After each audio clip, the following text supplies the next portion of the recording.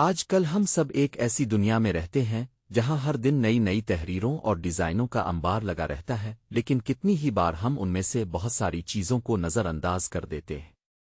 سوال یہ ہے کہ کیا وجہ ہے کہ ہم کچھ چیزوں کو دیکھتے ہی دلچسپی لیتے ہیں اور کچھ کو انجانے بھی نظر انداز کر دیتے ہیں۔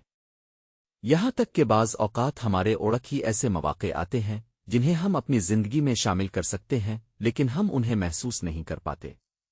میں ابوبکر تلیم والا ہوں، اور آج میں آپ کو ایک ایسی کتاب کے بارے میں بتاؤں گا جو یہ سب سمجھنے میں مدد کرتی ہے۔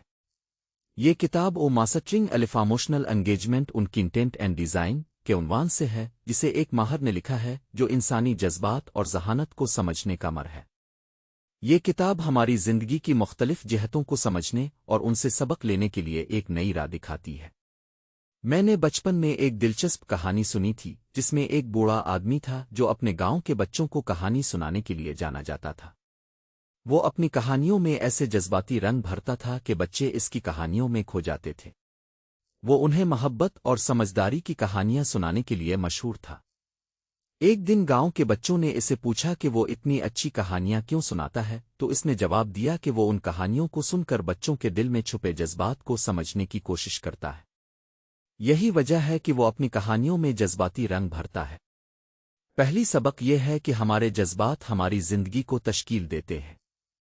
جب ہم کسی تحریر یا ڈیزائن کو دیکھتے ہیں تو ہماری پہلی شن ہمیشہ جذباتی ہوتی ہے۔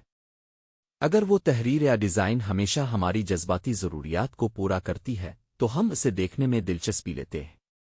یہ لیسن ہمیں یہ سمجھنے میں مدد کرتی ہے کہ کس طرح ہم اپنی تحریروں اور ڈیزائنوں کو ایسا بنا سکتے ہیں جو لوگوں کے جذبات کو چھو لے۔ دوسری سبق یہ ہے کہ ہمیشہ لوگوں کی کہانیوں کو سمجھنا اہم ہوتا ہے۔ جب ہم کسی تحریر یا ڈیزائن کو دیکھتے ہیں تو ہمیشہ اس کے پیچھے چھپی کہانی کو سمجھنے کی کوشش کرتے ہیں۔ اگر وہ کہانی ہمارے اپنے تجربات سے ملتی جلتی ہے تو ہم اسے دیکھنے میں دلچسپی لیتے ہیں۔ یہ لیسن ہمیں یہ سمجھنے میں مدد کرتی ہے کہ کس طرح ہم اپنی تحریروں اور ڈیزائنوں کو ایسا بنا سکتے ہیں جو لوگوں کی کہانیوں کو سمجھنے میں مدد کرتے ہیں۔ تیسری سبق یہ ہے کہ ہم اپنی تحریروں اور ڈیزائنوں کو لوگوں کے ساتھ جوڑنے کے لیے کوشش کرتے ہیں۔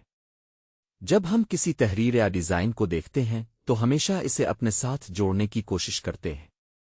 اگر وہ تحریر یا ڈیزائن ہمارے اپنے تجربات سے ملتی جلتی ہے تو ہم اسے دیکھنے میں دلچسپی لیتے ہیں۔ یہ لیسن ہمیں یہ سمجھنے میں مدد کرتی ہے کہ کس طرح ہم اپنی تحریروں اور ڈیزائنوں کو ایسا بنا سکتے ہیں جو لوگوں کو ان کی اپنی کہانیوں سے جوڑنے میں مدد کرتے ہیں۔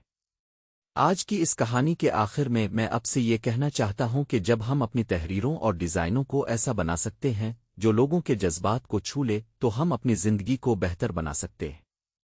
ہم اپنی تحریروں اور ڈیزائنوں کو ایسا بنا سکتے ہیں جو لوگوں کی کہانیوں کو سمجھنے میں مدد کرتے ہیں، اور ہم اپنی تحریروں اور ڈیزائنوں کو ایسا بنا سکتے ہیں جو لوگوں کو ان کی اپنی کہانیوں سے جوڑنے میں مدد کرتے ہیں۔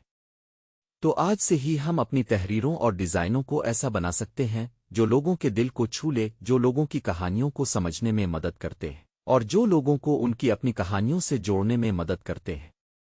شکر۔